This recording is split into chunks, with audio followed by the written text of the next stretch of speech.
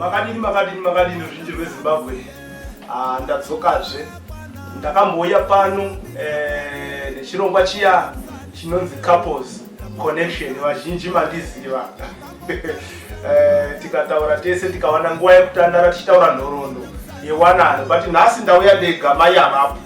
Anonoti zvinopera mushere nekuti ndinombozwa vamwe vachiti kusina mai akwenyu. Zvino asi nhasi hapana mai. Right, tauya kuzotaura nhau yemimhanzi. Ndo yatauya nayo nhasi panapa. Paya takataurirana kuti vanoda kunzwa zvizhinji uyai kuchannel yaElder David Kanjanda.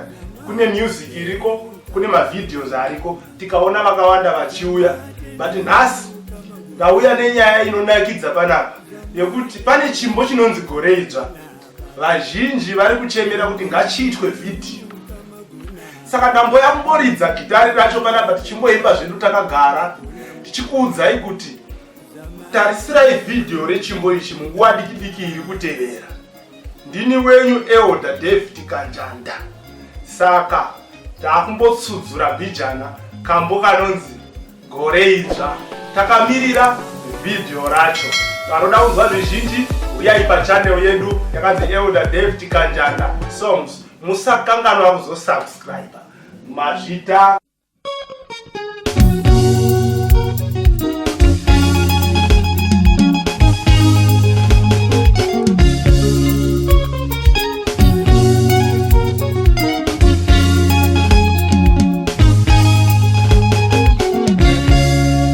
gore idzva rauya vana baba, gore idzva rauya vana mai, gore idzva rauya vasikana, gore idzva rauya vakomana.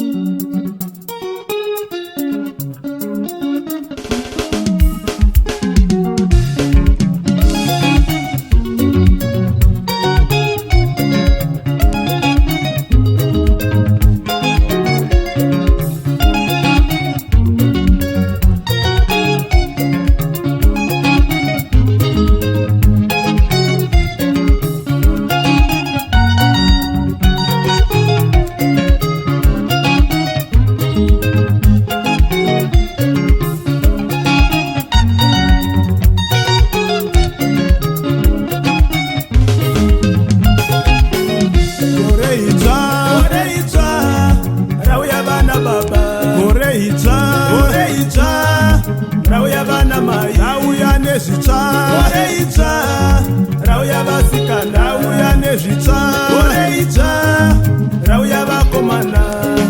Mwari wangu nditendere iwo kuti ndizive Mwari, nokuti gore rakapera ndaisa musivawo Mwari.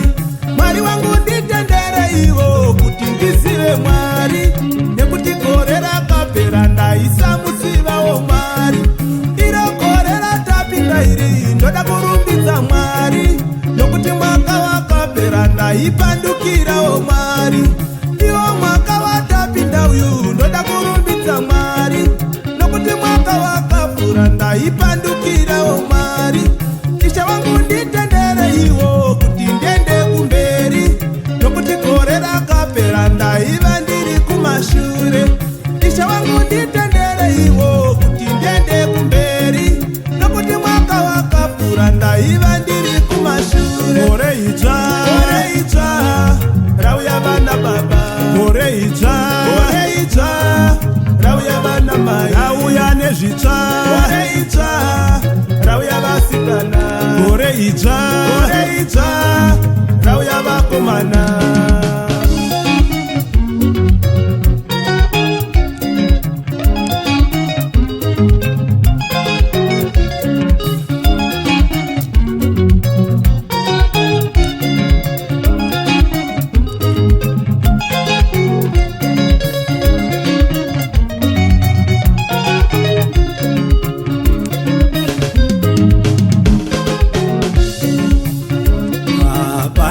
Chinokunda kunamana abakatina mudhara mukuma mudhara vapangeshibanga ndimbonzwa hapana chinokunda kunamana ukayanzazi munamate Mwari.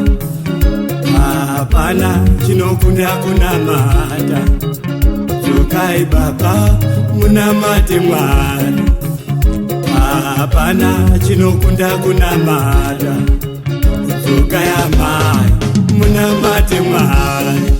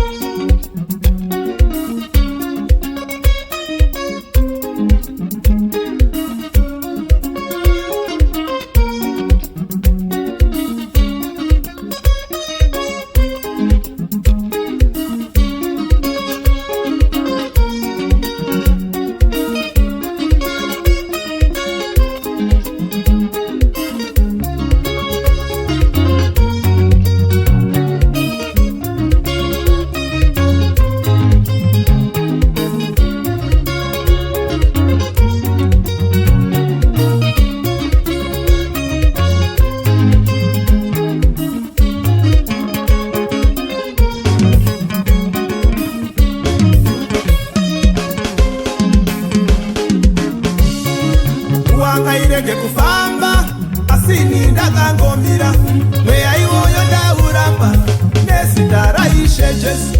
Kuvanga irege kufamba asini ndakangomira mweya iwoyo ndauramba nesitaraishe Jesu. Makore kuva mazhinji ekurarama panyika asi ndisina chinhu mweya iwoyo ndauramba. Makore kuva mazhinji ekurarama panyika asi ndisina chinhu mweya iwoyo ndauramba. Kuti kuchena musoro ndisinawo musha wangu mweya iwoyo ndauramba nezita raIshe Jesu. Kuti kuchena musoro ndisinawo musha wangu mweya iwoyo ndauramba nezita raIshe Jesu. Vashakunyera musoro ndisina kana kaniyo mweya iwoyo ndauramba nezita raIshe Jesu.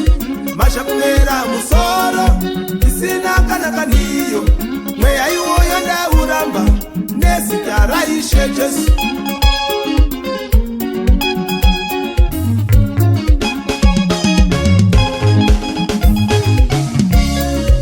Wanga irege kufamba asini ndakangomira mweya iwoyo ndauramba nezita raIshe Jesu. Wanga irege kufamba asini ndakangomira mweya iwoyo ndauramba nezita raIshe Jesu. Kuti kuchena musoro ndisinawo musha wangu mweya iwoyo ndauramba nezita raIshe Jesu.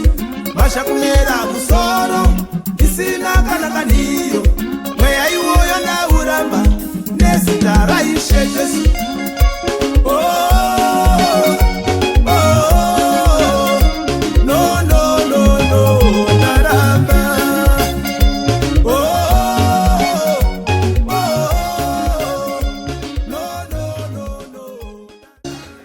Tate hatingaipedzeri panapa nekuti tichikugadzira video saka ngatimirirei video riri kuuya.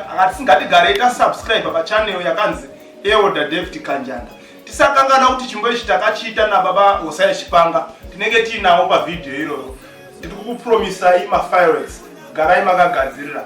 Uyai mugare masubscribe. Komborgai zvikuru muzita raJesu Kristu. Amen.